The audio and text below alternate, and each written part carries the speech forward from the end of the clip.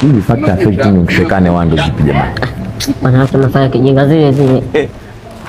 Nini capital nini bado mko nyewe mnajisomea. Tunajisomea mali. Sasa hivyo ndio inavyotakiwa. Sasa labda niwaulize na swali ili muendelee kudiscuss. Hivi serikali ifanyeje ili kuondoa barabara serikali ifanyeje ili kuondoa foleni? Sasa siachekechea. Huyo anajibuje? Sasa kijinga mimi ningekuwa mimi kama mshauri serikali ingesemaje? Sababu mimi hapa kama akidha mtimama ningeshauri wale wenye gari ndogo sio STF Corolla sio nini vile vigari vidogo vidogo wangefanya hivi, wapewe ajira kwenye wale malori ya barabarani ili waepushe vile foleni, sababu vile vya STV nini ukikaa kwa mbali unaona kama vya sabio magari madogo yapewe ajira unaona kama kizibii. Vya sabio ni moja mbili tatu. Magari madogo yapewe ajira kwenye magari makubwa, kwa maana kwa magari madogo yote yatakuwa hayapo.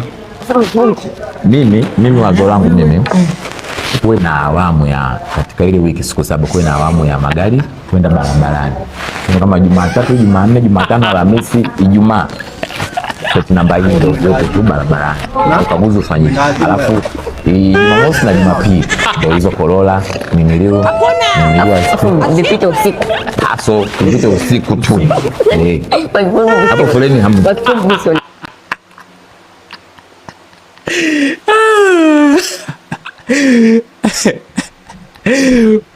Umeona hii clip ina ujumbe mzuri sana kwa wanafunzi na walimu.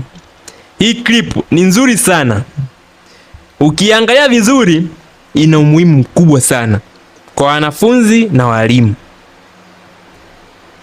Walimu, naomba niongee na nyie. Wanafunzi wenu wanapokuwa mashuleni huko, je, mnawasimamia? Mnahakikisha wanasoma? Sasa hivi wapo kwenye likizo. Kwa hiki kipindi, kwa hii likizo fupi, sidhani kama watapata muda wa kusoma.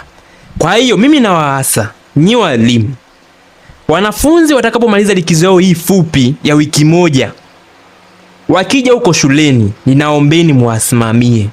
Muhakikisha wanasoma prepo yao, wanatumia muda wao vizuri wakati wa kusoma.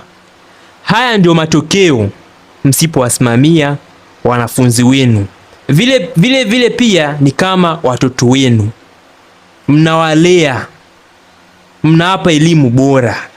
Kwa hiyo mimi nitaendelea kuwaasa nyie walimu, watakapomaliza likizo yao wahakikishe wanasoma kweli kweli.